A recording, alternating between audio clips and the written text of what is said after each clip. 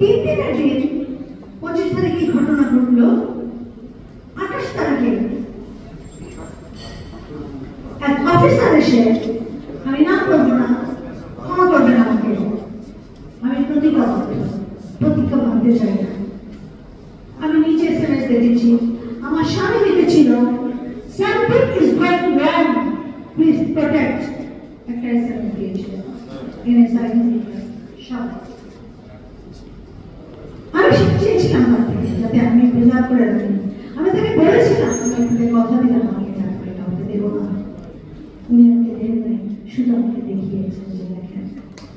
তো যে অফিসারগুলো নিশ্চয়ই এরকম সব ভাইরাই করেছে, আগের দিন 12টার সময় আমার পাশে শুয়ে সেই মেসেজটা করেছে, তার ওয়াইফ জানে না তারা কতটা প্রতিজ্ঞাবদ্ধ, কতটা ইউনিফর্মকে রেসপেক্ট করে, যে তার ওয়াইফকে বলার প্রয়োজন পড়েনি, যেখানে কাজে দেবে সেখানেই সে লিখেছে।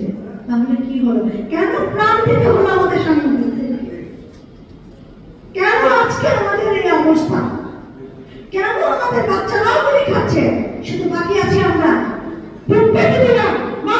আমাদেরকে আর কি বাকি রেখেছেন আপনারা? কিচ্ছু বাকি রাখেন না। 25শে ফেব্রুয়ারির আগের দিন আমাদের কাছে কল আসে, মুখ খুলবেন না, কথা বলবেন না, মুখে আমাদের স্পষ্ট আমরা এখন আস্থার জায়গা পেয়েছি। প্লিজ যারা আছেন আমাদের আস্থাটাকে আপনারা ভাঙবেন না। সরকারি ভাবে যারা আছেন, সরকারি ভাবে যারা আছেন, আর্মি ভাবে যারা আছেন, তারা আমাদের আস্থাটাকে আর ভেঙেন না। আমরা চিরকাল হয়ে গেছি, আমরা গ্রুপ পেতে গিয়েছি, বাচ্চাদেরকে মেরেছে, এখন আমাদেরকে মারেন, নিয়ে যাই না করে কতদিনে বাঁচবো? আপনাকেও করতে হবে, হিসাবটা সেখানে হবে।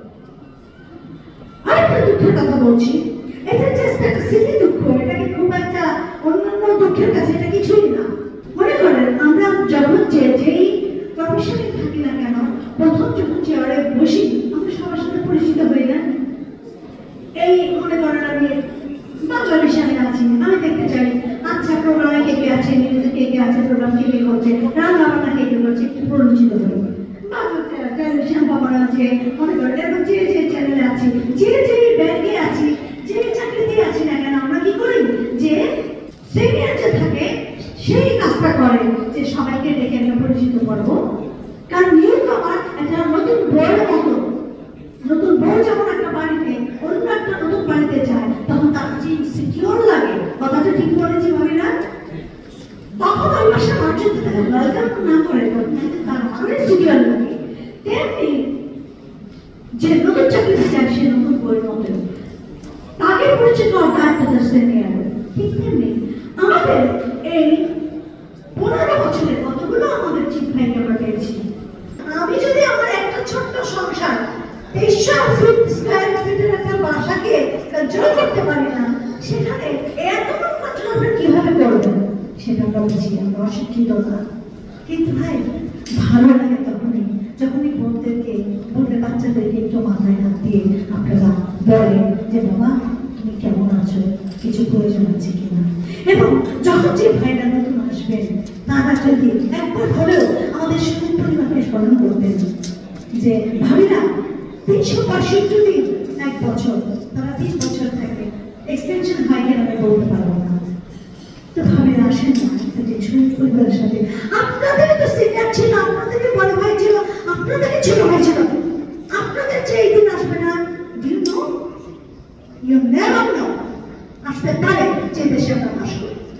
কিন্তু আমরা চাই না, ওই যে বললাম আস্থার জায়গাটা আমরা তৈরি করে বেড়েছেন। আমি বিশ্বাস করি আমাদের এই চিফ ভাইকে, আমি বিশ্বাস করি উনি যেভাবে কাজ করছেন। আমি জানি না, আমি কনভিন্স করি না, আমি ব্যক্তিগতভাবে বলছি উনি কিন্তু আমি কেউ না, উনি আমার রক্তের কেউ না, কিন্তু আমি বিশ্বাস করি উনি আমাদের জন্য করবেন, সবার জন্য করবেন। কিন্তু সময় নিশ্চয়ই চাইবেন, কারণ ওই যে বললাম আমরা একটা ঘরে সামলাতে পারি না, উনি এতগুলো কিভাবে সামলাবে। আমার একটা প্রশ্ন জাতির কাছে, ফৌজের কাছে, মানে আমাদের আর্মির কাছে, দেশের কাছে, সরকারের কাছে, সবার কাছে, যে এইটাতে আপনারা কেন এত বাড়ানো করছেন এই দিবসটা?